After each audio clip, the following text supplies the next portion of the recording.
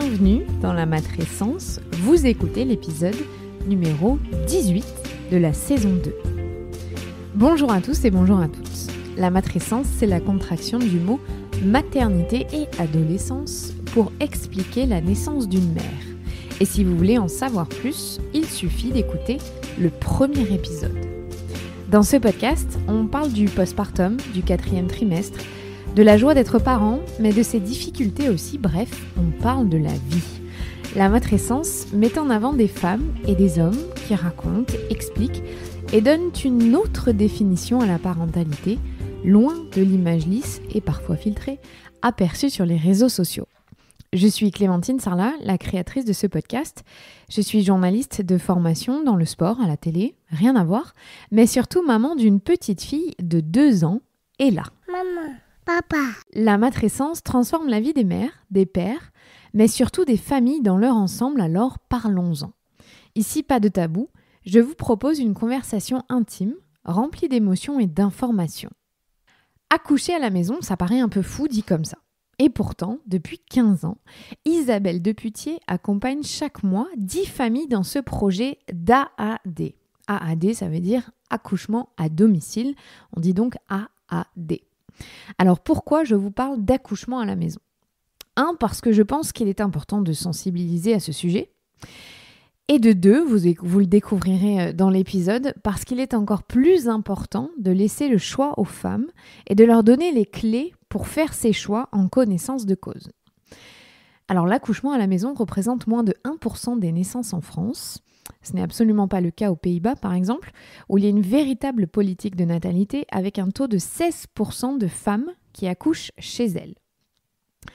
Cette pratique est tellement pour le moment confidentielle chez nous qu'aucune étude n'avait jamais été réalisée jusqu'ici. Heureusement, depuis début septembre, des chiffres officiels sont venus corroborer ce que toutes les sages-femmes à domicile savaient déjà. Attention, spoiler alerte, accoucher à domicile ne représente pas plus de danger, voire moins, quand il est bien encadré. Accoucher à la maison, donc, n'est pas égal à danger. Elles sont environ 80 en France à sillonner les différents départements. Vous l'aurez compris, c'est peu. Je vous donne donc en résumé les conclusions de cette étude. La mortalité maternelle est nulle. Tous les enfants sont nés vivants et surtout, écoutez bien, les femmes en accouchement à domicile ont subi en proportion 61 fois moins d'épisiotomie. Je sais pas, ça laisse rêveur parce que quand on sait aujourd'hui que l'épisiotomie est plutôt un acte inutile et on peut le qualifier parfois de violence obstétricale, je pense que ça donne à réfléchir sur la pratique en tout cas qu'il y a en maternité. Le taux d'allaitement, c'est sans surprise maternel exclusif, est de 97,8% pour les femmes qui sont en AAD. Alors Isabelle Deputier fait figure d'exception en France parce qu'en suivant 10 femmes par mois, elle est très très au-dessus de la moyenne nationale qui est de 20 femmes par an. Voilà, on n'est pas du tout dans les mêmes proportions, elle suit donc environ 120 femmes par an. À travers son parcours, vous allez comprendre pourquoi il est difficile d'accoucher où l'on veut, à la maison, les obstacles que les sages-femmes rencontrent, le montant exorbitant des assurances qui leur sont demandées et la pression ahurissante de la part du corps médical sur leur pratique. Et pas seulement des médecins, mais aussi des sages-femmes, c'est à préciser. J'espère que cet épisode vous apprendra beaucoup de choses sur vous, votre corps, sur votre capacité à accoucher, sur ce qu'est être une femme dans ce monde, ce que représente le métier de sage-femme également. J'ai vraiment passé 1 heure avec Isabelle, très intéressante, c'était très enrichissant et j'espère que vous en ressortirez de cet épisode plus forte et sûre de vos choix. Parce que je le précise, je ne suis pas là pour faire la pub et dire qu'il faut accoucher à la maison tout le monde, pas du tout, c'est un choix. Et d'ailleurs, Isabelle l'explique très bien dans l'épisode, tout le monde ne peut pas accoucher à la maison. Mais pour celles qui hésitent, allez-y, la porte est grande ouverte, en Gironde en tout cas. Très bonne écoute. Merci Isabelle de me recevoir chez toi. Un plaisir. Alors, on est là pour parler d'accouchement à domicile, le AAD. Le AAD. Comme on dit. C'est plus joli, je trouve, accouchement à domicile. Oui, bien sûr. Après, tu sais, tu as souvent des abréviations comme ça. C'est plus rapide, mais voilà. Ou alors naissance à la maison. Tu vois, moi, j'aime bien Naissance aussi. à la maison, c'est mieux, joli, c'est vrai. Parce que c'est pas accouchement, c'est technique. Naissance, c'est, tu vois, de l'ordre de l'intime, de la psychologie. C'est naître, tu vois. Naître mère, naître père, naître bébé, comme je dis. C'est vrai, on est trois. Ouais, on est trois. Ouais. Comment est-ce que tu es devenue sage-femme ? Par hasard, orientation, gestion de concours. Au départ, j'ai passé le concours de vétérinaire. Donc, tu vois, comme je dis, la femme est un animal, mais tu vois, au début, ma fonction, c'était d'être vétérinaire. Le concours, en fait, était un peu dur. J'avais une sœur qui passait le concours de médecine, qui m'a inscrite au concours kiné, sage-femme. Et du coup, en fait, j'ai passé plusieurs concours, sachant que comme le concours de veto était dur. Donc, par hasard, effectivement, j'ai raté veto et j'ai eu tous les autres. Et là, miracle, il me propose un prestage. Parce que je connaissais pas du tout le métier. J'ai 18 ans, tu t'imagines, quoi. Enfin, j'avais 19, quoi. Voilà. Donc là, je fais ce prestage. Écoute-moi, comme quoi il y a des révélations et des belles rencontres. La première femme, mon premier accouchement, tu vois, tu as 19 ans, tu connais pas grand-chose. C'est une femme sublime, une africaine, qui parlait pas français, qui n'était pas accompagnée, mais qui savait ce qu'elle voulait ou qu'elle ne voulait pas. Et qui, dans moi je dis sa beauté, si tu veux, a géré toute seule, n'a pas voulu qu'on la touche, alors au détriment, mais presque, si tu veux, les gens comprenaient pas autour. Moi, je voyais tout le monde s'agiter, les professionnels médicaux qui comprenaient pas ses choix. Et cette jeune femme n'a pas appelé. Et en fait, à un moment donné, on rentre, elle était en train de pousser accroupie sur le lit. Et elle s'est accouchée toute seule sur ce lit, voilà, dans une puissance, mais alors d'une puissance et d'une beauté, où moi j'ai trouvé ça sublime et tout le monde hurlait comme quoi c'était pas normal. Moi je trouvais ça beau, tu vois, voilà. Et cette première rencontre, cette première jeune femme qui a accouché toute seule sur son lit d'hôpital, si tu veux, en demandant à tout le monde de lui foutre la paix royale, on voyait bien qu'on pouvait pas la toucher. Moi j'ai trouvé très forte, très puissante et j'ai dit mais en fait c'est ce métier que je veux faire. C'est d'une magie, c'est d'une beauté, c'est d'une force, c'est incroyable, quoi. Voilà. Et c'est comme ça, cette première rencontre m'a fait dire, je veux être sage-femme. Alors, en revanche, après, j'imagine que alors, tu n'as pas les vu autres accouchements, non, après les autres accouchements, heureusement que j'ai vu celle-là. Oui. Parce que je pense qu'autrement, j'aurais été peut-être kiné, tu vois. Mais on reste un peu dans la partie. Mais c'est vrai que, si tu veux, c'est vrai que cette première... Moi, j'ai toujours, tu sais, c'est pas de hasard, c'est des rencontres qu'on fait qui vont nous orienter. Et c'est ces rencontres aussi qui m'ont permis aussi, à un moment donné, de me dire, mais non, il n'y a pas qu'une voie pour la naissance, il y a peut-être d'autres approches. Et après, en fait, l'information, la documentation, tu te l'amènes toi-même. Nous, on est sur un contrôle très médical en France, des études qui nous blindent un peu à style médecin. Alors, on est sage-femme, moi j'ai toujours... Donc, on travaille plus sur la pathologie que sur la physiologie. Mais pour travailler bien en physiologie, il faut bien connaître la pathologie aussi. Donc, c'est pas anodin, si tu veux. Donc, je rappelle quand même que c'est 5 années d'études après le bac. Donc, tu as quand même une vraie connaissance du phénomène, donc de la femme, parce qu'on va tourner, nous, autour de tout, que ça soit la conception, la grossesse, mais bien sûr, avant aussi, tout ce qui est gynécologie et désir d'enfant ou pas d'enfant, tu vois, l'interruption de grossesse aussi qu'on nous a autorisé et permis. Donc, bien sûr, aussi se préparer, la préparation à l'accouchement, ça c'est important aussi, mais on ne parle bien que de ce qu'on connaît. Donc forcément aussi, il a fallu aussi s'informer différemment. Parce que nous, quand on est formaté à douleur égale péridurale, nous, on ne parle pas de la douleur, on parle de la péridurale. Et ça, on sait très bien en parler. Donc c'est vrai qu'après, il a fallu que je me recerne, moi, me former différemment, avoir d'autres approches, mais très personnelles, qui m'ont fait dire, mais comment on fait ailleurs ? Et comment on fait les femmes pendant des milliers d'années pour gérer cette douleur et recommencer à accoucher ? Parce que globalement, tu te dis, mais si ce mécanisme est aussi horrible et aussi dangereux, mais l'humanité serait éteinte et il n'y en aurait pas deux après un. Donc tu te dis quand même, il y a une réflexion à avoir de bon sens, et moi j'adore le bon sens. Et je me dis, il ne faut pas une étude médicale des fois pour confirmer un petit peu les options. Donc comment ça se passe ailleurs ? Et là tu vois qu'effectivement en France, alors déjà sur l'Europe, on ne va pas aller loin, mais regarde aux Pays-Bas. Tu passes une frontière, tu vas aux Pays-Bas. Là, ils ont une autre prise en charge, un autre système qui favorise plus la physiologie avec bien sûr l'accouchement à la maison valorisé, le suivi sage-femme valorisé. En gros, si tu vas bien et que tu vois un médecin, tu payes pour tes soins. Tu sais, l'argent motive beaucoup. Et moi, je dis aussi des fois, tu vois, j'ai quelques japonaises que j'ai accouchées à la maison. Alors ça aussi, c'est remarquable.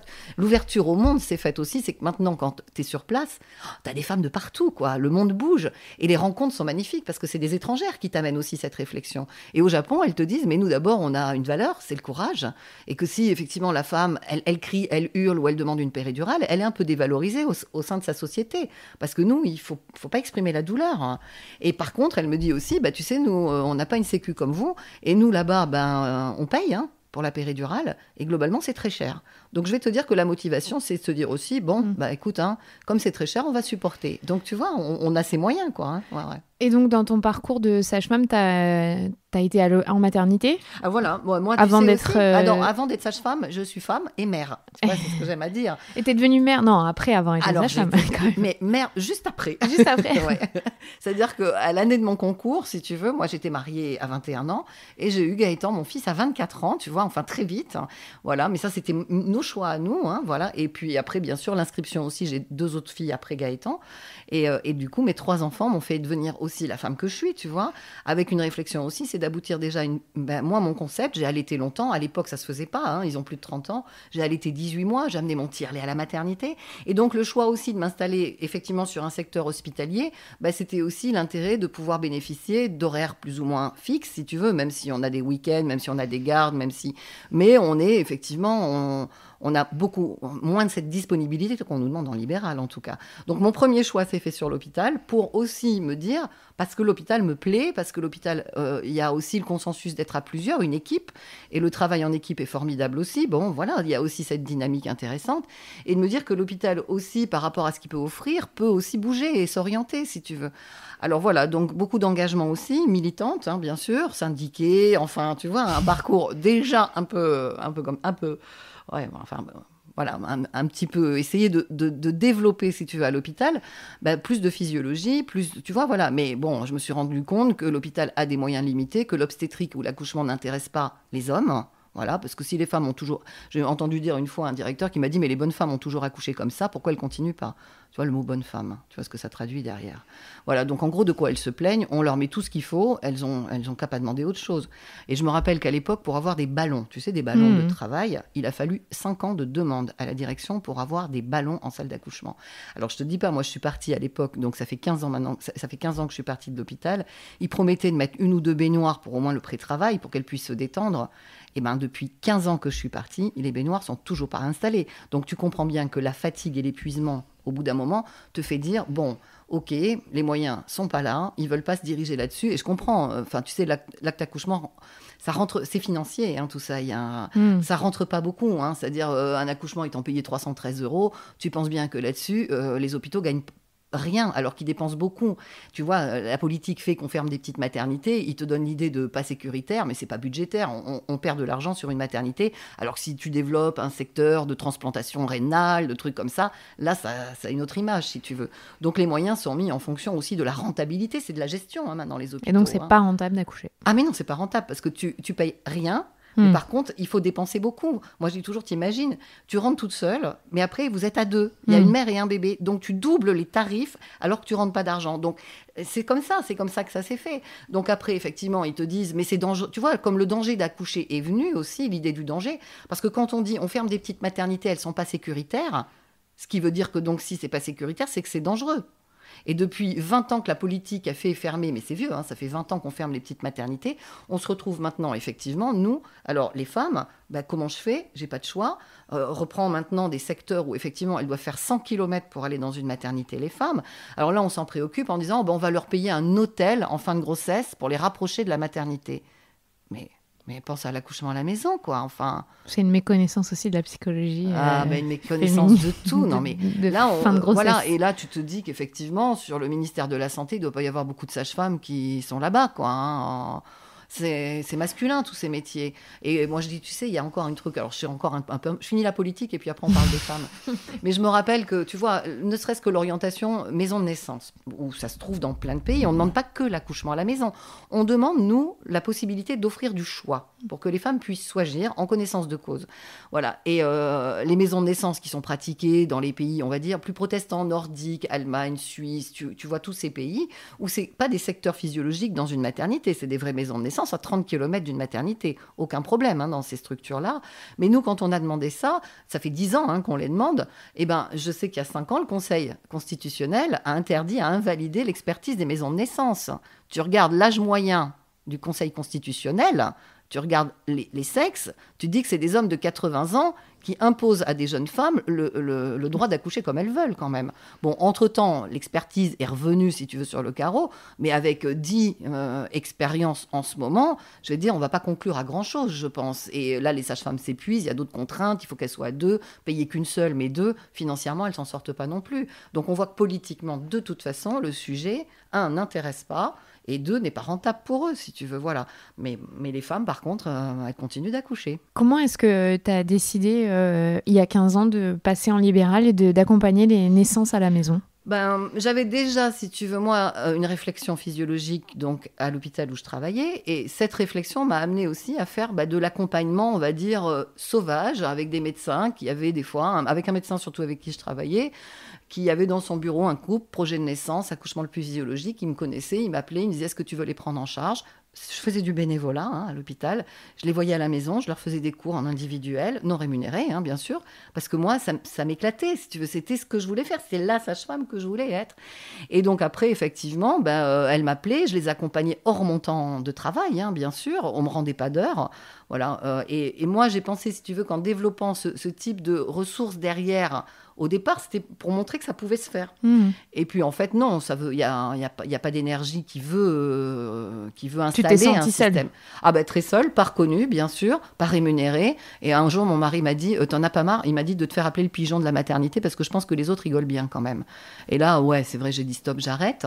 Et à ce moment-là, il y a une collègue qui m'a proposé, si tu veux, une association avec elle. À l'époque, il y avait une petite maternité qui a été maintenant fermée, qui a ouvert son plateau technique, si tu veux, en disant, on vous ouvre un plateau technique, si vous voulez, vous pouvez travailler sur place, contre rétribution. Mais c'était déjà, si tu veux, pour moi, au moins, c'est changé, ça m'a pris, tu vois, j'avais 40 ans, tu sais, la crise de la quarantaine, les enfants grandissent, tu as du temps libre pour toi, et là, tu as envie, effectivement, de bouger les choses et d'avancer plus, si tu veux. Voilà, donc je suis partie, effectivement, m'installer en libéral, j'y connaissais que dalle, enfin, voilà, et belle aventure aussi. Donc, avec la collègue, on s'est donc mis sur cette maternité, et puis, les choses se passaient au mieux, pas toujours, les équipes, les médecins, les autres collègues sages-femmes, c'est toujours très délicat, voilà. Mais, globalement, voilà, ça se passait jusqu'à ce que très vite, parce que moi, dans l'idée toujours, c'est, écoute, on va faire le plus possible du travail à la maison. Qu'est-ce que t'es bien chez toi ? Tu peux prendre un bain. Il n'y a pas le contrôle, tu vois. Enfin, il n'y a pas l'observance, il n'y a pas... Et quand on sera déjà bien avancé, à ce moment-là, on part ensemble à la maternité. Je t'amène pour accoucher sur le plateau technique. Et tu penses très vite, il y a une première maman qui m'a dit, écoute, non, moi, tu me tireras pas, je reste chez moi. Donc forcément, tu as toujours l'idée que ça peut aller vite quand même, et tu as du matériel, si tu veux. Et là, cette première femme a accouché avec moi à la maison, m'a ouvert les yeux aussi. Et moi, je dis toujours, c'est les femmes qui me font mettre en confiance, parce que moi, je suis partie de zéro, j'avais jamais vu, j'avais jamais construit. Là, je me suis hyper équipée, renseignée. Et là, pour le coup, effectivement, très vite, elles l'ont su, ça se sait. Ça se sait très vite. Et forcément... Je confirme. Ton numéro, il tourne assez facilement. Et là, tu penses bien qu'il y en a une qui a dit, mais je sais que tu as accouché une femme à la maison, mais moi, je veux rester chez moi. Bon, oui, mais dis pas trop, quoi. Tu vois, quand même, j'ai un plateau technique. Voilà, donc la clinique l'a su, a commencé à me mettre des bâtons dans les roues, parce que pour eux, ça rapportait moins d'argent. Donc là, j'ai commencé à recevoir des petits mots, des petits courriers, des petits mails, voilà, tu vois, c'était très indirect. Et puis, du jour au lendemain, on m'a fermé le plateau technique, et donc je me suis retrouvée, si tu veux, avec les mamans. J'en avais quand même 50% qui accouchaient à la maison, 50% en plateau technique. Et là, pendant un an, j'ai démarché l'hôpital pour essayer d'ouvrir aussi un plateau technique. Moi, je pensais aussi que la liberté de choisir, il y avait des femmes qui voulaient effectivement accoucher chez elles, mais d'autres qui préfèrent un accompagnement aussi à l'hôpital. Souvent, c'est les hommes qui sont craintifs, et ça les rassurait aussi de savoir que je pouvais les accoucher en plateau technique. Bon, alors là, l'hôpital, j'ai fait des réunions sur réunions où je me suis fait fracasser. T'es toute seule, t'as l'impression d'être dans un tribunal. Et là, si tu veux d'avancer en avancer, t'avances, tu recules, t'avances, tu recules. Je voyais bien qu'au bout d'un an de démarche pour essayer de me faire ouvrir le plateau technique, ça n'allait pas être possible, ou alors sous des conditions qui ne me convenaient pas. Tu vois, voilà. Donc j'ai arrêté de démarcher et j'ai dit aux femmes, voilà, maintenant c'est accoucher à la maison ou à ce moment-là en structure, mais sans moi. Voilà, donc ça a été accoucher à la maison avec toi, quoi. Il n'y avait pas d'autre... Voilà, mais c'est très ouvert et c'est ce que je dis. Moi, une femme, elle part du projet et du principe. Si tu veux, c'est un projet, c'est une envie. Souvent, bien sûr, 95%, ce sont les femmes qui traînent leur mari. Et on les rencontre sur un entretien de début de grossesse, bien sûr, parce qu'il faut qu'elles se renseignent. Elles aussi, elles n'y connaissent rien. Voilà, et donc elles viennent sur un entretien, ça dure 1 heure, où elles exposent, alors, bien sûr, leurs envies, leur pourquoi. Donc elles me parlent de leur passif, bien sûr. Et dans mon idée, au début, quand j'ai commencé ça, je pensais en fait que j'allais retrouver des femmes qui avaient vécu effectivement un premier accouchement un peu laborieux, qui n'a pas été respecté, voilà, pour des paroles, pour des gestes. Tu sais, c'est très intime, hein, ça. Enfin, voilà. Donc, du coup, je pensais plutôt recevoir ça. Et alors là, grosse surprise. La moitié des mamans qui venaient me voir pour un entretien, c'était pour un premier bébé. Et là, je dis, elles ne sont pas déçues de l'hôpital. Parce que tu pourrais dire, elles veulent accoucher à la maison parce qu'elles sont contre l'hôpital. Première expérience traumatisante, donc forcément, elles rejettent en bloc l'hôpital. Ah pas du tout. C'est pas un rejet de l'hôpital, et c'est ce que je confirme. C'est une envie de quelque chose qui est de l'ordre de l'intime, du couple, de l'enfant à naître aussi, respecter ça. Et puis, en fait, de la confiance en une seule personne, parce qu'elles ont bien compris aussi que c'est toujours l'incertitude de savoir le jour J. C'est beaucoup d'intervenants. C'est déjà sur 9 mois de grossesse, plusieurs intervenants. Et elles ont besoin d'être rassurées autour d'une même personne qui soit disponible. Alors justement, tu vas nous expliquer, parce qu'on est parti loin. Mais là, moi, tu sais que si tu me laisses la parole, je vais loin. Parce que je sais que j'ai des auditeurs qui, pour eux, accoucher à la maison égale danger. Égale accoucher égale danger, déjà. Oui, mais tu vois ce que je veux dire dans le concept. En France, et on va rappeler les chiffres, c'est moins de 1% des naissances qui sont faites à la maison. Donc vraiment, c'est pas du tout culturellement dans nos mœurs. Non. Donc, qu'est-ce que ça change de pouvoir accoucher à la maison dans le processus, dans le fait que tu disais il y a moins d'intervention voilà. Si tu veux, on va se remettre à notre siècle, à notre époque, d'accord, qui fait que on a d'abord 9 mois de grossesse avant l'accouchement. Donc nous, on va sécuriser l'accouchement par déjà le parcours de la grossesse. Et forcément, qu'est-ce qu'on va prendre à la maison ? Que ce qui va bien. C'est-à-dire, moi j'appelle ça les feux verts sur toute la grossesse. Donc bien sûr qu'on va avoir un suivi médical. Nous, on est médical, donc je les vois en consultation. Elles sont vues régulièrement. Elles passent leurs analyses, leurs examens. On leur commente, on leur explique, on prend le temps. Moi, j'ai une maman, une fois, qui m'a dit « Je veux pas d'échographie ». J'ai vu que c'était pas obligatoire. Je dis « Pas d'échographie ». Pas d'accouchement à la maison. Que tu dois vérifier bien que le bébé... Moi, si le bébé il a un problème cardiaque, s'il naît et qu'il décède derrière parce qu'il a une pneumonie cardiaque non détectée, qu'est-ce que tu vas faire, toi ? Tu vas me dire, j'ai pas fait d'écho, c'est de ta faute, alors que tu les voulais pas. Donc, c'est vrai qu'on se garantit aussi, on se prémunit, on est médical, et moi, j'ai besoin de savoir que ce bébé, à l'écho, tout va bien. Que ce bébé a la tête en bas, qu'il y en a qu'un seul, que le placenta va ne pas nous gêner, bien sûr, et que c'est par le parcours de la surveillance de ce parcours, on va dire de 9 mois de grossesse, qui va bien sûr mettre la confiance déjà sur tout va bien, tous les feux sont ouverts. Je me rappelle une maman comme ça, gentille, infirmière, elle voulait accoucher du premier à la maison, et il s'est trouvé que sur la fin de la grossesse, je fais un bilan de coagulation, puis elle avait une thrombopénie, une baisse de plaquettes considérable, sans cause, si tu veux, ça arrive. Et là, j'ai dit, t'accouches pas à la maison, il y a un risque hémorragique derrière, et on était à 1 mois du terme. Donc, on a réorienté le projet, mais elles sont très conscientes de ça, parce que dans mes cours aussi, je leur explique problème, complications, transfert si nécessaire. Parce que donc, tu les suis en suivi sage-femme, et tu leur fais tous les cours de prépa à l'accouchement. Donc, en fait, c'est ce qu'on appelle un accompagnement global. C'est ça, donc la différence par rapport à nous qui accouchons à l'hôpital, c'est qu'on voit beaucoup de professionnels de santé, beaucoup de sages-femmes, la gynéco, enfin bref, l'anesthésiste. Donc vous, les femmes qui décident ou les familles qui décident d'accoucher à la maison, elles ne voient que toi. Ouais. Alors, pas que moi, parce qu'elles ont une inscription aussi en maternité. Ça, c'est ce que je leur demande. Maternité toujours de proximité. Donc, si tu vois, quand tu parles de sécurité. Donc, le parcours de grossesse est important et on est très médical. Moi, le dernier mois, je leur fais des monitorings toutes les semaines. Donc, en fait, on est blindé médical. Hein. Contrairement à ce qu'on peut penser. On a les mêmes outils qu'en maternité.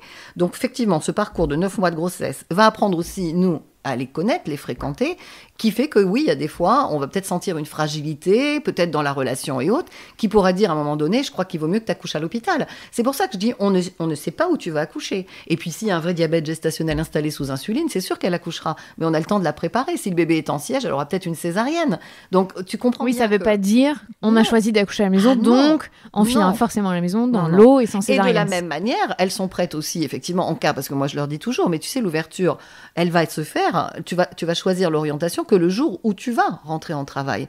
Parce que là aussi, on peut très bien avoir, toi, un travail très long, une douleur qui n'est plus gérable, et heureusement que la péridurale existe.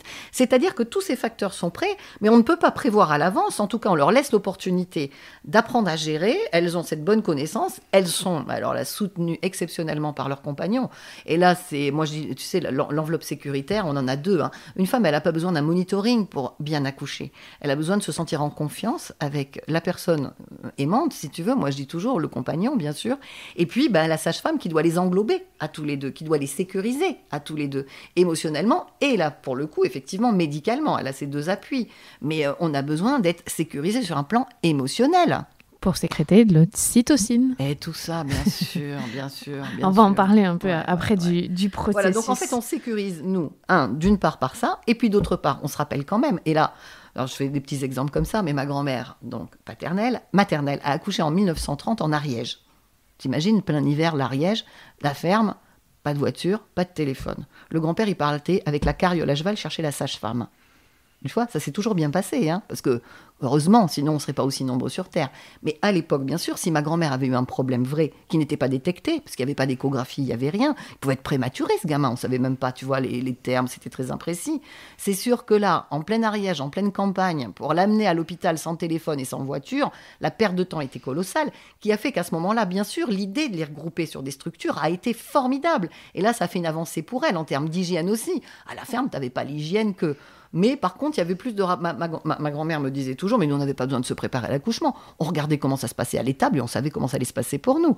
C'était le bon sens, tu vois, le rapport à la nature et la simplicité. Mais on n'avait pas tout ce qu'on a de nos jours, si tu veux. Tu vois, peut-être moins d'informations, mais plus de rapprochement au contact. Alors maintenant, bien sûr, on a tous des voitures, des téléphones, on a des jonctions, on a des maternités à 30 minutes. Tu vois, les règles, c'est ça aussi. Il faut que j'ai une maternité à 30 minutes qui correspond au cas où à une urgence vraie, si tu veux, où je puisse l'amener rapidement, quoi. C'est toi qui amènes... C'est moi qui amène. D'accord. Ah ouais, c'est moi qui amène. Je te dis ça parce que j'ai assisté à des accouchements à la maison aux États-Unis et la condition là-bas, c'est qu'il y ait une ambulance postée devant la maison. Ça doit coûter beaucoup d'argent, je pense. Mais donc, on a passé d'ambulance. Voilà, là, c'est une ambulance à côté de la maison au moment où les sages-femmes appellent pour dire l'accouchement va se préparer. Donc, il y a une ambulance qui est prête à partir au cas où. Écoute, moi, j'ai mon berlingot équipé, tu vois. Voilà, et effectivement, en cas d'urgence, c'est moi qui véhicule. Je perds beaucoup moins de temps. Le SAMU, c'est très long. Le contact, l'orientation, avoir le médecin référent, tu perds déjà un quart d'heure. Après, le temps qu'ils trouvent, qu'ils arrivent et qu'ils repartent, ils partent de l'hôpital. Donc, mais t'as un temps perdu incroyable. Donc, il n'y a pas besoin. Donc, non, il n'y a pas besoin. Non, tu les transportes. Et puis, tu sais, j'ai 1500 naissances à la maison. Sur 1500, j'ai eu effectivement 2 transports en urgence, mais un sur, en fait, une grossesse, c'était pas l'accouchement. Elle a saigné à 7 mois et demi, et là, j'ai dit, t'appelles pas le SAMU, tu files tout de suite, quoi. Si tu veux, on savait qu'il y avait un problème, quoi.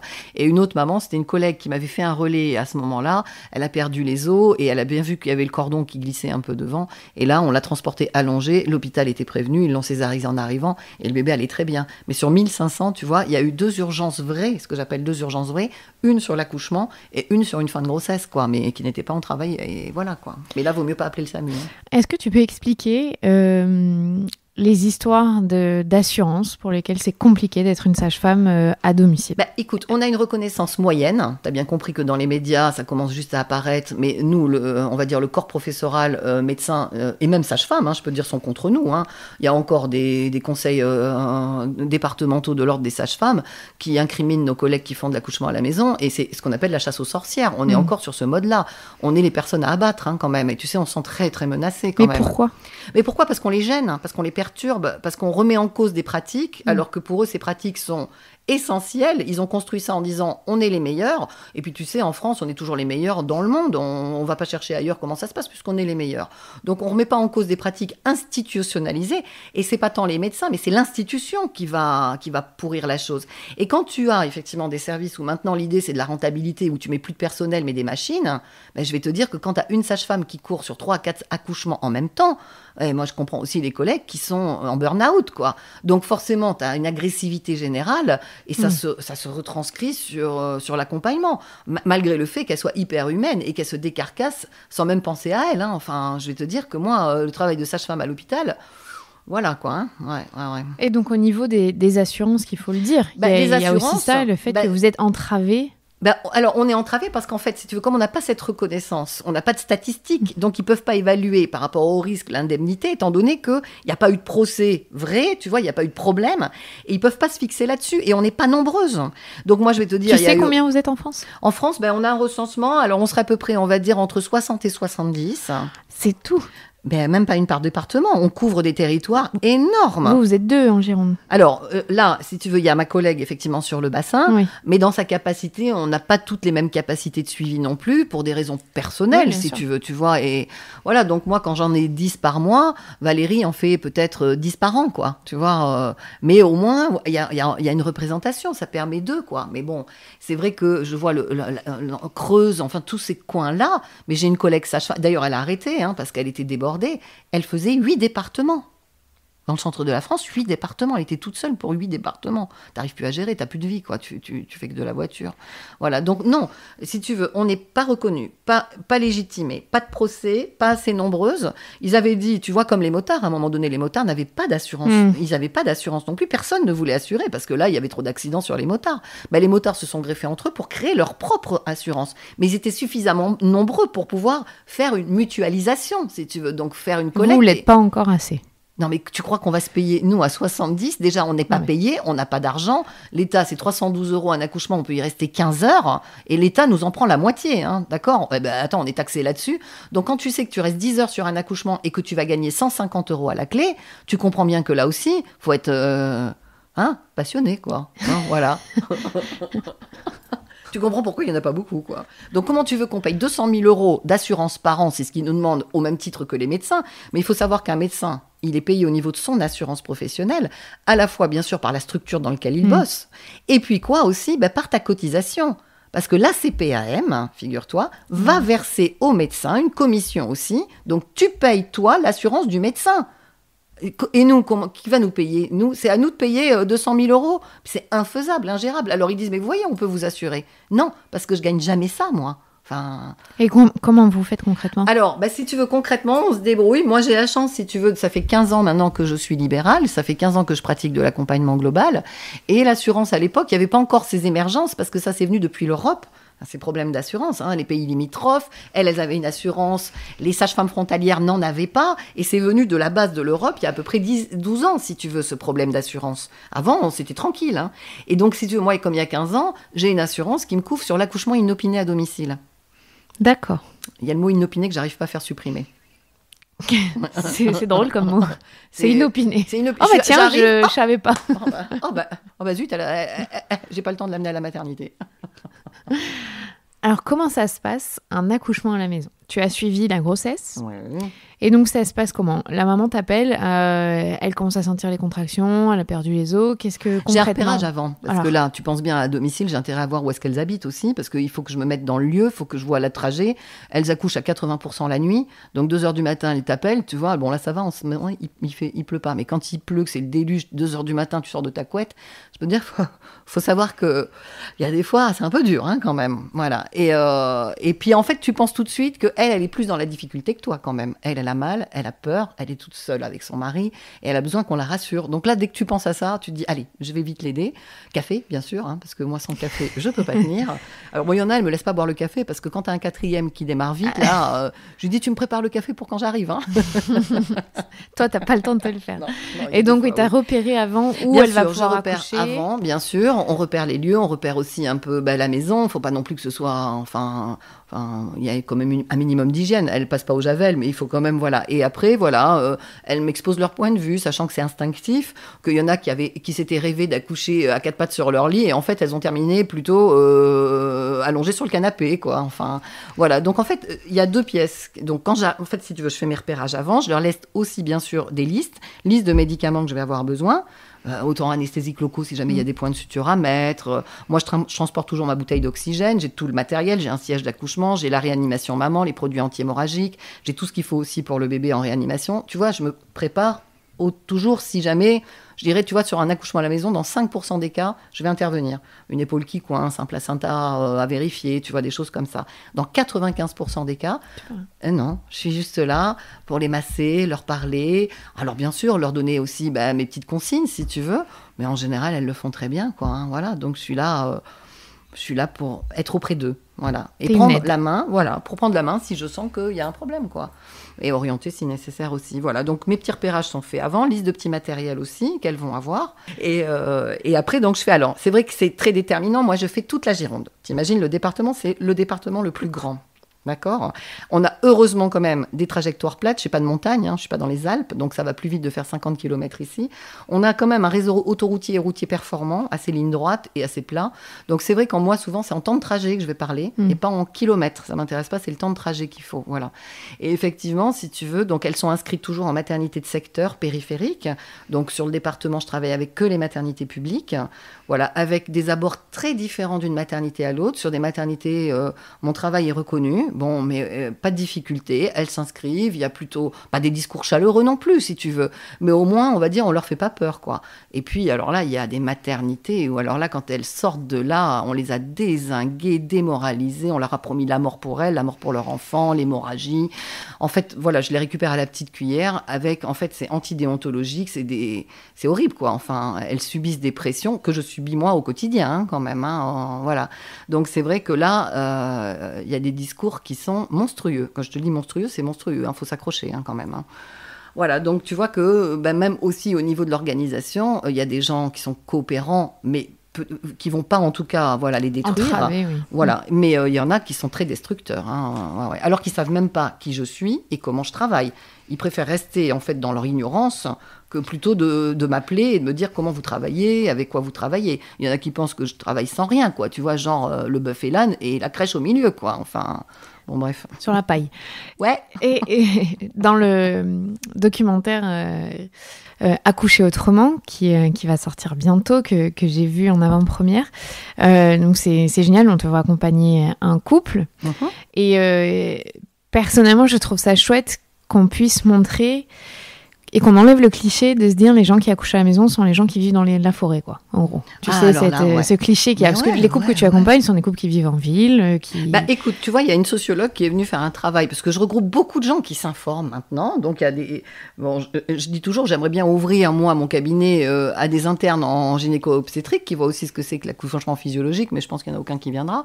Par contre, il y a une sociologue qui est venue passer un mois avec moi dans une recherche, effectivement, sur question de choix, pourquoi naître à la maison.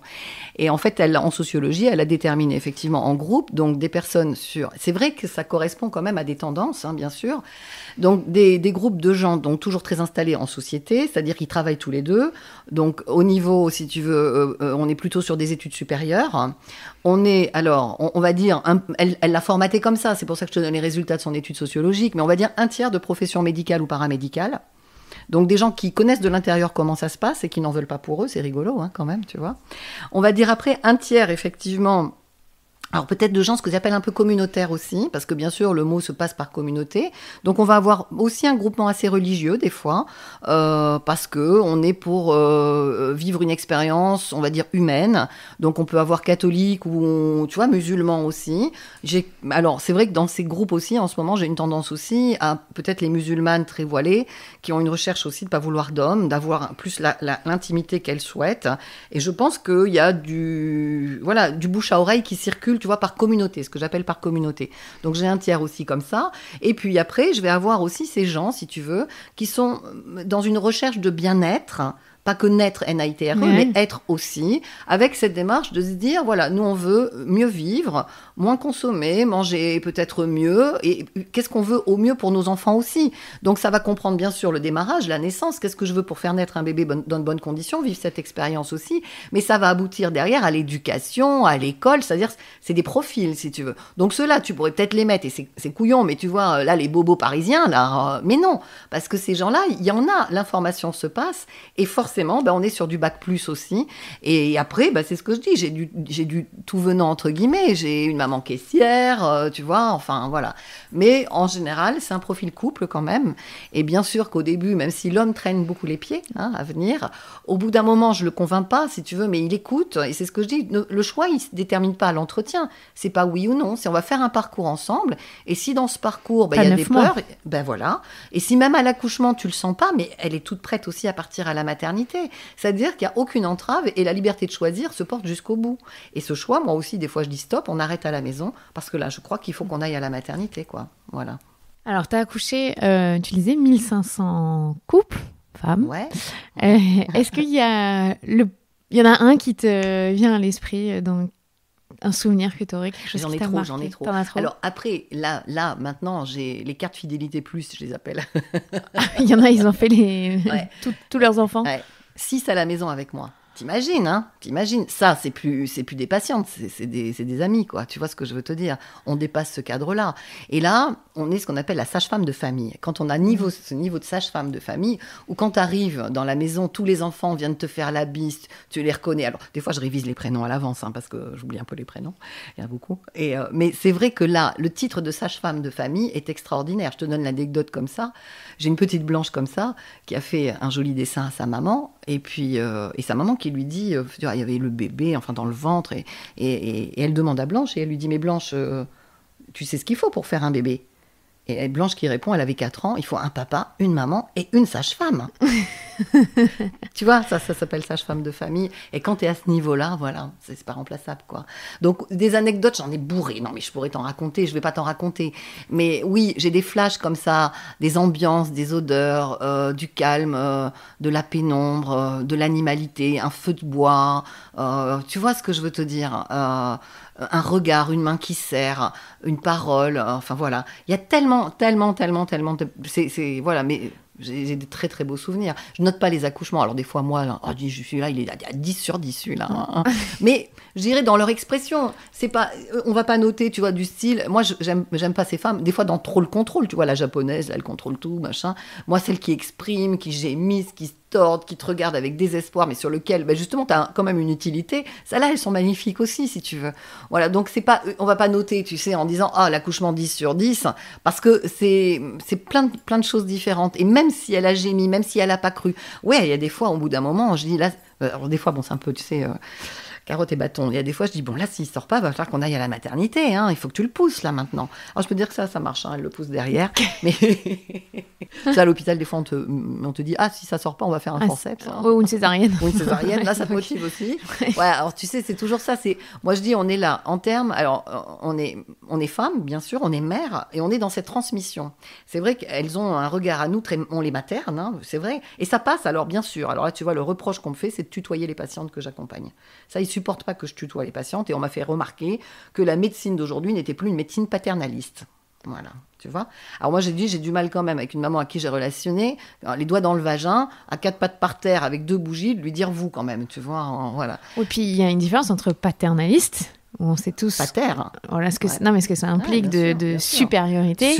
Et d'être dans un échange bienveillant et chaleureux. Femme, c'est ce que je dis. Moi, je lui dis, j'ai mon savoir médical s'il y a un problème. Toi, tu as ton savoir de corps de femme pour accoucher. Ton corps, il sait faire. Et fais confiance à tes capacités. Donc moi, je suis toujours en égal avec elle. T'es femme, tu sais accoucher. Voilà. Et quand tu mets ce plan d'égalité, ça passe aussi par un tutoiement pour qu'elle se rentre en confiance. Bien sûr. En fait, dans ton discours, je me rends compte que finalement, pour les femmes pour qui... c'est un stress d'accoucher ou que c'est une étape tellement difficile, finalement, l'accouchement à la maison, c'est le plus approprié parce que c'est là où elles sont le mieux entourées. Ah bah évidemment. Mais moi, je dis c'est un luxe. Est-ce que tu crois qu'en maternité, une femme qui accouche, elle a une sage-femme pour elle toute seule pendant toute la durée de son accouchement, de son travail et de son accouchement? Non. Moi, j'ai des femmes qui m'ont dit, on vit une grande solitude. Elles sont adorables, elles sont mignonnettes, mais on les voit pas disponibles. Elles restent 5 minutes avec nous, elles gèrent leur technique, leur seringue, leur perf. On a les doigts dans le vagin, elles nous font un beau sourire en même temps, et puis après, elles repartent. Et pendant 45 minutes, on est à côté de notre mec qui est hyper stressé, qui est mal à l'aise, qui est dans sa blouse, qui transpire, il sait pas où se mettre, il sait pas où pisser, il sait pas où manger. Et lui, il vit un cauchemar aussi, si tu veux. Donc, forcément, il y a toute une ambiance aussi qui fait qu'il y a une grande solitude en maternité du fait de l'insuffisance du personnel.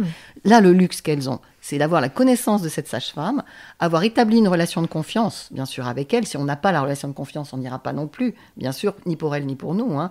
Et puis, bien sûr, à partir du moment où on est auprès d'elle, on va y rester jusqu'à ce que la naissance se fasse, et 2 heures à 3 heures encore après la naissance. Enfin, voilà. Et après, on y passe au quotidien, c'est-à-dire tous les jours, on va faire notre petite visite suite de couches, vérifier l'allaitement, le poids, on fait les tests de Guthrie, on est médical en fait. Hein. Et tout ce qu'on fait derrière aussi, on l'amène aussi à la maison, dans le confort d'être à la maison. Alors surtout, je dis pour un premier, ça va, mais quand elles ont déjà 2 autres enfants à la maison, là le mari me dit, mais quel bonheur de ne pas faire les déplacements, pas gérer les autres enfants, de ne pas pouvoir bénéficier aussi de ce temps avec le nouveau-né qu'on ne connaîtra pas. En fait, c'est un biais familial. L'accouchement à la maison, c'est pas que... Au début, moi j'ai fait ça, alors tu vois, militantisme déjà, t'as compris, féministe, donc pour les femmes. Après, je me suis dit quand même, mince, mais ces bébés qui naissent à la maison, mais quelle naissance magnifique, quel manque, enfin, il n'y a pas de traumatisme pour eux, tu vois, enfin, il y a... Et ils ont le père à disposition, ou l'autre... Bien sûr. Donc après, je me suis dit, mais en fait, les bébés en bénéficient aussi, parce qu'au départ, c'était très féministe. Hein. Et après, je me suis dit, mais ces pères, l'image qu'ils ont de cette femme, de ce pouvoir qu'elles ont, de ce bébé, ce peau à peau, ce lien qu'on peut tisser, de les coucher tous les 3 dans le même lit en partant et faire l'unité comme ça d'emblée, ben en fait, tu te rends compte que tout le monde en bénéficie, quoi. Hein. Et la sage-femme aussi, hein, bien sûr. Je sais que si j'ai voulu t'interviewer, donc j'ai rencontré une maman qui a accouché avec toi à la maison, dans des ateliers de parentalité, donc coucou Marion.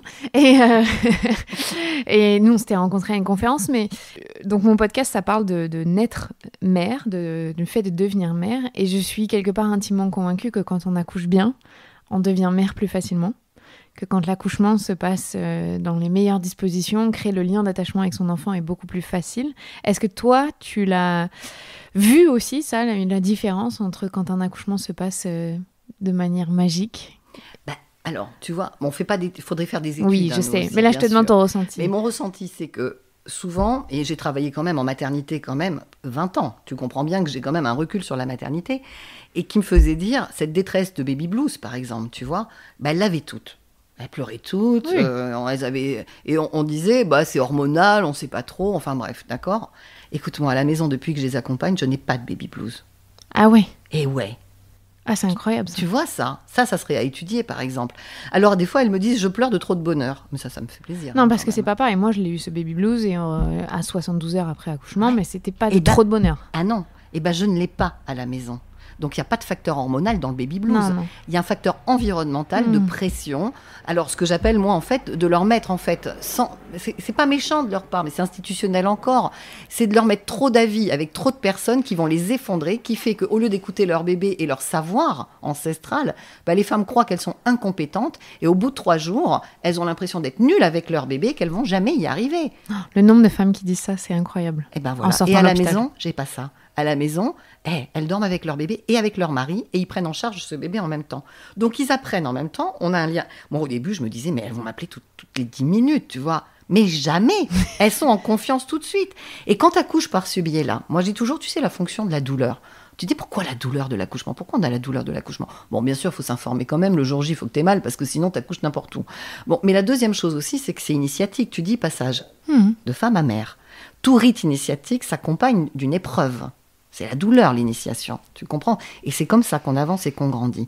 Mais moi, je dis, quand une femme accouche par ce biais-là, par ses propres moyens, tu renforces ses compétences de femme déjà. Putain, j'ai réussi. Bien sûr, toute femme qui accouche a une fierté en soi. Mais quand tu accouches sans péridurale, tu as su gérer cette douleur, et que là, forcément, tu as un ego, moi je dis, elles ont un ego surdimensionné, après quand même. Ça fait du bien pour l'ego de temps en temps. Mais tu sais quoi derrière ? Mais quand l'enfant va téter, que tout d'un coup, merde, j'ai mal au sein. Et les seins, on peut pas mettre de péridurale. Ah non. Écoute, c'est bizarre, mais elles supportent vachement bien la douleur des seins, ces femmes-là. Et les pleurs du bébé, dis donc. Mais c'est aussi fracassant, un pleur de bébé. Non, il n'y a pas de péridurale pour faire dormir le gosse non plus. Tu comprends ce que je veux te dire ? Donc c'est là où tu vois qu'aussi cette douleur initiatique de démarrage va renforcer ses compétences maternelles à cette femme qui devient mère pour lui faire dire derrière de cette épreuve initiatique, tout le reste de ta vie, des épreuves que tu auras avec ton enfant, mais tu vas avancer. Tu es capable. Mais tu es capable. Mais j'ai pas de baby blues. Faudrait faire des études, mais j'ai pas le temps. Mais je te jure. Et un autre truc aussi que j'ai remarqué à la maison, parce que là, je pensais que j'en aurais, c'est les ictères des nouveau-nés, les jaunisses. Les jaunisses. Ouais. En fait, si tu veux, moi, je me rends compte aussi que les gosses sont pas du tout stressés. Des femmes confiantes, des pères confiants. Ils ressentent pas le stress des parents. J'ai pas ce stress des parents autour du bébé, si tu veux.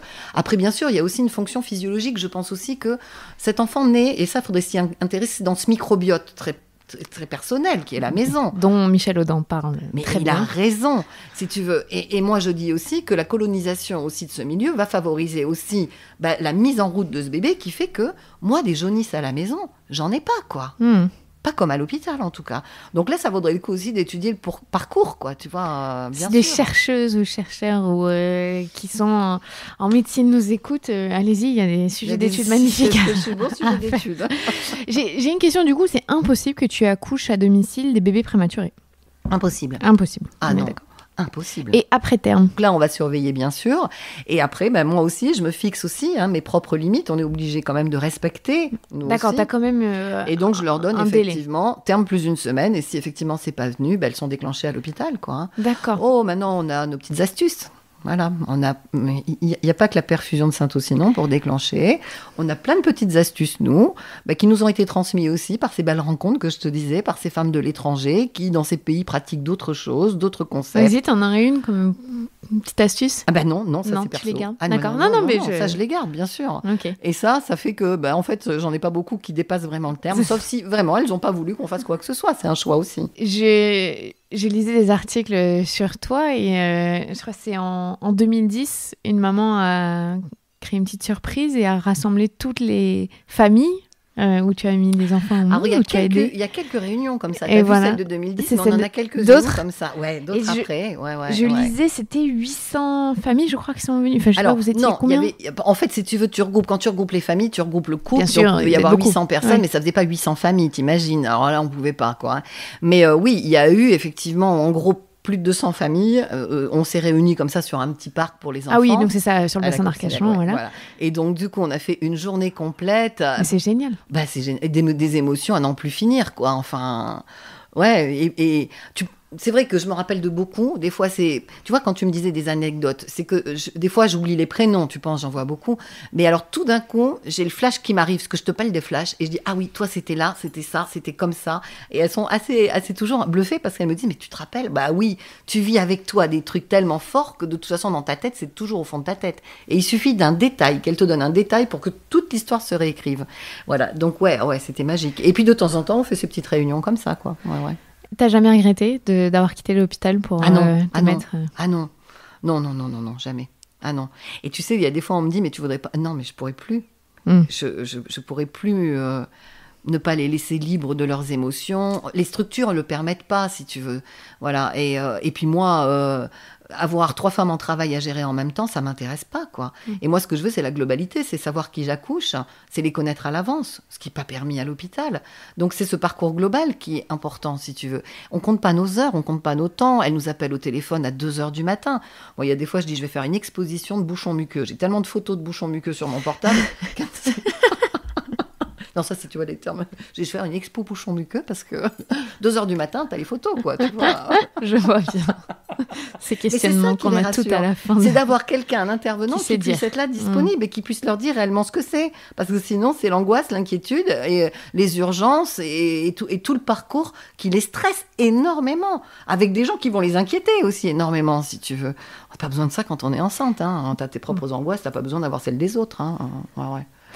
Et comment est-ce qu'on peut faire pour qu'il y ait des sages-femmes qui prennent ton relais, qui prennent la suite? Alors, meilleure reconnaissance au niveau, on va dire, instance, ça c'est sûr. Donc là, ça commence par le ministère de la Santé, qui doit réévaluer, nous, le problème assurantiel, parce que quand on aura des assurances réelles, je pense que les jeunes qui sont hyper terrorisés, les jeunes, on leur parle que de médico-légal dans les études. Hein. Le risque, c'est que ça. Hein. Donc, t'imagines bien qu'en sortant, comment tu veux qu'elle travaille comme ça, quoi. Donc, réévaluer, donc bien sûr, le problème assurantiel très rapidement. C'est pas normal qu'on puisse pas nous assurer. En France, c'est hors la loi. L'État français est hors la loi quant aux assurances, si tu veux. Voilà, donc après, et puis on a essayé de se renseigner sur des pays étrangers pour se faire assurer, mais c'est pas possible. Chaque communauté, donc chaque pays doit assurer ses propres ressortissants. Donc on peut même pas accéder à... Les Belges, elles payent 600 € par an. Enfin, tu comprends bien ce que je veux te dire. Hein. Il n'y a pas de démarche légitime en Europe non plus. Hein. Voilà, donc les instances, ça part du ministère de la Santé. C'est avoir la reconnaissance aussi d'un territoire géographique très vaste en France, avec de moins en moins aussi, si tu veux, de maternité, et avec des conditions qui vont vite devenir, je pense, dramatiques. Quand il y aura eu 10 accidents sur la route de femmes qui accouchent sans aucun confort dans leur bagnole en plein hiver, je pense que là, ça va peut-être commencer à les interpeller. Mais tu sais ce qu'ils vont proposer, au lieu de proposer justement plus de payer une nuit d'hôtel. Alors, payer la nuit d'hôtel ou alors les déclencher. Ça va être les déclencher à 8 mois et demi pour éviter qu'elles accouchent sur la route. Tu vois le plaisir du déclenchement. C'est pas ça qu'elles veulent, les femmes. Tu vois ce que je veux dire? Donc, meilleure reconnaissance déjà de notre profession par toutes nos instances, que ce soit au niveau médecin ou sage-femme. Moi, des fois, les plus agressifs, c'est des collègues sages-femmes avec moi. Hein. C'est dur, hein. Ça, c'est dur quand c'est des collègues sages-femmes. Voilà. Après, effectivement, si tu veux, là aussi, je crois qu'il y a le rapport aussi pour des jeunes à l'argent. Parce que quand tu es payé 150, enfin quand tu gagnes que 150 € pour 15 heures de travail, être disponible jour, nuit, week-end compris, pas de vacances, partir, tu sais pas quand tu rentres, et gagner 150 €, mais elles ont bien raison de travailler à l'hôpital, quoi. Enfin, tu comprends bien, quoi. Donc, c'est une revalorisation globale des actes aussi des sages-femmes, tu vois.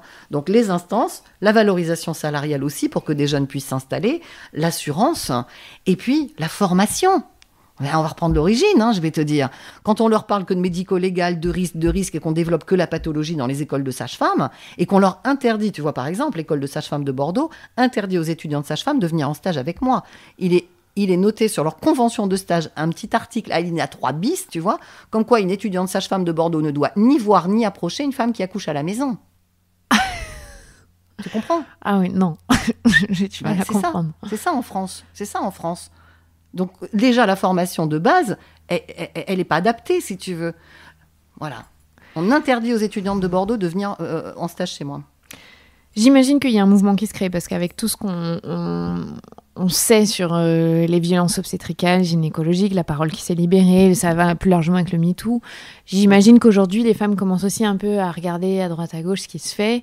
Est-ce que tu as la sensation que tu as plus de femmes qui viennent te voir ou pas du tout ? Moi, je prends 10 femmes par mois. Après, le reste, je dis non. Donc, de toute façon, non. Donc, ça change pas. Par contre, non. Moi, je dis depuis Internet. C'est pas tellement MeToo qui a fait. Mais depuis Internet, où les femmes ne sont plus juste devant le médecin qui les informe de leur parcours, où elles n'avaient pas d'ouverture, depuis qu'il y a Internet maintenant, des femmes se renseignent. Au moins s'informent, tu vois, celles qui le veulent. Maintenant, moi je dis toujours, tu sais, on a des offres de choix possibles. Moi je sais qu'il y a des femmes qui souhaitent avoir une césarienne de convenance, mais il faut leur laisser potentiellement ce choix-là. C'est leur histoire. Bon, moi je dis, il faut travailler sur le psychisme à ce moment-là, mais c'est leur histoire aussi. Mais pour celles qui ont aussi un projet de physiologie pure, d'accoucher chez elles, en étant médicalisée chez elle, c'est ce qu'il faut comprendre. Elle accouche pas toute seule avec son mari. Sinon, on va arriver à ces extrêmes. Dans des endroits où il n'y a pas de sage-femme, on va arriver à ça, quoi, tu vois. Ou dans la voiture, parce qu'elles n'ont pas le temps d'arriver à la maternité. Mais effectivement, cette offre de choix doit être possible, si tu veux. Mais voilà. Donc, c'est Internet qui t'a... C'est Internet. Moi, je dis c'est Internet qui a ouvert au moins l'information, tu vois. Et après, si tu veux... Moi, bon, tu sais, Internet a toujours un revers de médaille. C'est pour ça que je me méfie aussi, des fois de MeToo aussi, ça peut être possible si tu veux. Parce que tu sais, les expériences sont très particulières. Le vécu de l'accouchement, c'est un vécu. C'est ce que toi, tu ressens avec ta propre histoire et ton parcours. Et moi, je dis toujours, c'est marrant, mais quand il y a eu des fois, il y a des mamans qui m'ont écrit, tu veux pas m'écrire le témoignage de mon accouchement ? Je vais demander la même chose à mon mari et je vais écrire moi la même chose. Et on a ces 3 récits d'accouchement. D'accord ? Mais tu les lis les 3, tu te dis, mais on n'a pas vécu la même chose, quoi. Tu comprends ce que je veux te dire ? Et c'est ça, c'est pour ça que je dis toujours, c'est complexe aussi, Internet, dans le MeToo et tout ça, parce qu'elles vont transcrire leur propre vécu, mais qui, bien sûr, étant même sur un point douloureux, va être très, très négatif. Il n'y a pas que du négatif non plus. Et c'est pour ça que je me méfie aussi d'Internet, dans l'anonymat, qui a posté, qui a écrit, qui dit... Voilà, donc je pense qu'il est intéressant, mais il faut aussi aplanir, si tu veux, et pas non plus dire tout est horrible, quoi, tu vois, parce que non, il y a plein de femmes qui accouchent bien aussi, qui sont bien entourées aussi, voilà, mais je dirais globalement, ça ouvre une porte quand même à certains actes violents, qu'on qualifie pas de violence, mais à partir du moment où, moi je me rappelle une femme j'arrive comme ça, gentille, avec mon sourire, enfin à l'hôpital où j'étais, si tu veux, et elle me dit, ça fait 38 fois depuis hier qu'on m'examine. J'ai dit, mais 38 touchés vaginaux. Et je me mets à la place, je dis toujours, et je dis au mec, des fois, je dis, mais t'accepterais 38 touchés rectales, toi ? Il me dit non. Ah ben voilà, mais nous, on supporte. Donc ça s'appelle une violence obstétricale, si tu veux. C'est logique. Et ces actes de violence, c'est vrai qu'on les émerge, et c'est bien d'en parler, mais comme pour tout le reste, si tu veux. Et de tout temps, la femme a dû subir, tu comprends ce que je veux te dire, sans jamais... Sois belle et tais-toi. Sois belle et tais-toi, c'était le principe, si tu veux. Donc, sans jamais rien dire, culturellement, par notre société judéo-catholique, si tu veux, tu es soumise. Et on nous apprend à être une gentille petite fille bien élevée. C'est quoi ? C'est l'infantilisation à l'hôpital. C'est on t'allonge, tu parles pas, Mais moi, je dis toujours, tu vois, la violence, c'est par exemple ces gens qui parlent entre eux de toi à côté, et là, tu as envie de leur dire, mais je suis pas qu'un utérus, moi aussi, expliquez-moi... Vous comprendrez pas, quoi, tu vois. Mais si, je peux comprendre quand même, hein. J'ai un utérus, mais j'ai un cerveau aussi au-dessus, quoi, tu vois. Et ça, cette infantilisation, cette violence coutumière, si tu veux, il est bon d'en parler pour y faire cas. Maintenant, effectivement, moi j'ai aussi, t'as des femmes qui vont te dire, ah j'ai eu un toucher vaginal, ça a été une violence obstétricale. Non, faut pas exagérer non plus, quoi, tu vois. Tu comprends ce que je veux te dire. C'est dans tout ça, il va falloir faire une part des choses, avec quelques actes qui doivent être en conscience, bien sûr. Moi aussi, il y a des fois, je fais un toucher vaginal, je peux lui faire mal, mais je suis en complicité. Tu me dis, si je te fais mal, j'arrête, tu vois. Et je demande toujours la permission d'examiner. Ça, déjà, tu le sais que c'est pas la norme. Eh ben non, de demander la permission. C'est parce que pendant des années, les femmes se sont tues. Ouais. Et ben voilà. Et elles se sont plaintes au mari souvent. Oh, il m'a fait mal le docteur. Tu veux qu'il fasse le mari, va pas, hein, tu vois, voilà. Donc ça, c'est aussi notre culture, notre éducation qui a fait ça. Donc si tu veux, tu as Internet qui fait que les femmes se renseignent. Le fait que MeToo soit là aussi fait qu'on dit stop à certains actes, mais on n'avait pas conscience avant que c'était de la violence. Tu comprends ? C'est vrai. Parce qu'on nous disait que c'était normal. 30 touchés vaginales, c'est normal. Tu as amené pour l'interview deux études qui ont été faites, un mémoire. Est-ce que tu peux nous en parler un tout petit peu de ce que tu as retenu qui serait important par rapport à... On a enfin un peu étudié l'accouchement à la maison. C'est ça, c'est qu'en fait, si tu veux, on a eu des études sur l'accouchement à la maison, mais qui sont hors cadre français. Donc, tu as des études canadiennes, hollandaises, anglaises, parce qu'eux s'intéressent beaucoup à ça aussi. Et puis, ils le développent en plus, aussi pour des questions économiques, parce que ça coûte moins cher pour la société d'accoucher à la maison. Ils sont pas fous, ces gens-là, tu vois. Ils ont bien réfléchi aussi. Voilà, et donc, c'est vrai qu'en France, on n'avait jamais effectivement cas de ça. Et ces études, d'ailleurs, anglo-saxonnes, ne sont jamais traduites en français. C'est pour te dire comme on veut pas nous s'y intéresser. Elles sont qu'en anglais. Bon. Donc là, si tu veux, nous, on s'est regroupés parce que merci Internet aussi, on arrive à avoir des liens sociaux entre nous. On est très isolés. Tu as compris qu'on est même pas par département. Donc géographiquement très isolés. Maintenant, on arrive à communiquer. On se rencontre régulièrement sur des journées de l'AAD, tu vois.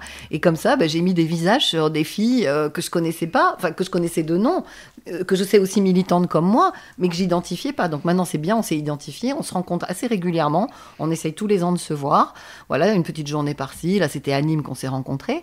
Et puis de là aussi émerge l'idée de travailler en collectif pour essayer de nous défendre, parce que tu vois bien qu'on est dans une défense, on est agressé, on va se défendre.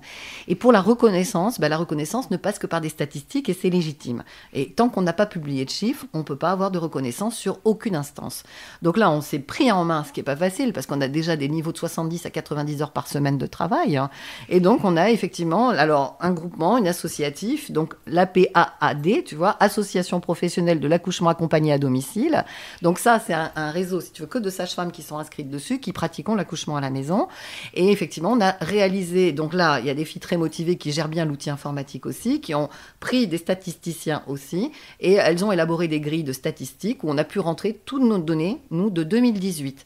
Donc là, ça commence à être intéressant parce qu'on a regroupé, alors, il n'y a pas tout le monde, mais il y a au moins déjà une cohorte de 1200 accouchements à la maison. Ok. Donc, c'est déjà un bel échantillon. Ça commence à faire de l'échantillonnage et on ne peut pas parler à ce moment-là, oh, elles ont eu de la chance. Moi, je dis toujours, tu sais, quand tu dis, elle a bien accouché à la maison, j'entends, oh, mais elle a eu de la chance. 1200, ça commence à faire déjà un bon échantillonnage. Voilà, et donc, effectivement, avec des items, plusieurs items, mais c'est un vrai travail, si tu veux, professionnel. Et qu'est-ce qu'il en ressort ? Il en ressort qu'effectivement, la situation de l'accouchement à la maison n'est pas dangereux, n'est même pas plus dangereux. Et même, effectivement, souvent pour des deuxièmes ou des troisièmes enfants, est nettement moins à risque qu'à l'hôpital. Parce qu'on est nettement moins iatrogène, moins d'intervention, milieu préservé, et psychiquement, la femme étant libre de stress, elle accouche nettement plus vite. Parce qu'elle a son bébé qui est à côté, l'autre enfant, son premier enfant qui est pas loin. Pas toujours. Elle est dans son contexte, si tu veux. Elle est chez elle. Elle est chez elle. Elle a aucune contrainte, si tu veux, stressante, même l'ambiance. Pas trop de lumière, pas de bruit, pas l'hystérique à côté qui hurle. Tu comprends ce que je veux te dire ? Voilà, donc on a cette première étude qui vient de sortir. Alors tu vois, ça tombe bien, je te l'ai sortie parce qu'il y a 1 semaine, 10 jours qu'elle est sortie. D'accord. Et j'espère que là, maintenant, on va un peu inonder nos instances aussi de ce beau travail qui a été fait. Et là, d'ailleurs, on continue à rentrer nos données 2019. Tu vois, on ne pouvait pas remonter plus avant. Ça nous demande trop de travail, si tu veux. Mais on rentre encore toutes nos données. Maintenant, on rentre toutes nos automatiquement. Données. C'est-à-dire que là, si tu comptes, on arrive 1200, on va peut-être rentrer 1500 cette année. En 5 ans, on va avoir quand même un super échantillonnage, si tu veux, tu vois. Et à un moment donné, il faudra bien qu'ils les lisent. C'est en français, pas besoin de traduire, tu vois. Et dans le même temps aussi, y a une étudiante, sage-femme, de l'école de Clermont-Ferrand, formidable, Virginie Orliac, et qui a fait aussi ce travail, elle, de son côté, de fin d'études, sa mémoire, qu'elle a appelée « L'accouchement accompagné à domicile, comparé au bas risque en milieu hospitalier ». Et elle a comparé 2 systèmes hospitaliers, le niveau 1 et le niveau 3. Donc, elle a fait domicile, niveau 1, niveau 3. Bon, je ne vais pas te dire... Alors, elle y a mis quand même les formes, hein, quand même, à la fin, en disant qu'il faudrait pousser un peu plus l'étude. Mais bon, en fait, pareil, elle note en conclusion qu'il y a moins de risques d'accoucher à la maison. Donc ça, il faut les lire. C'est-à-dire qu'en fait, à un moment donné, il faut s'y intéresser à ce travail-là, si tu veux. Voilà, donc ça, écoute, avec déjà 2 études qui paraissent cette année, je pense que s'ils veulent les lire... Mais moi, je sais qu'il y a des gens qui préfèrent rester dans l'obscurantisme, hein, et ils ne les liront pas. Parce qu'ils ne veulent pas savoir. Voilà.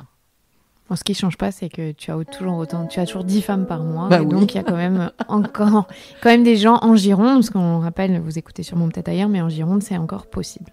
Voilà. Merci beaucoup, Isabelle. Un plaisir. C'était très complet. Voilà. Merci.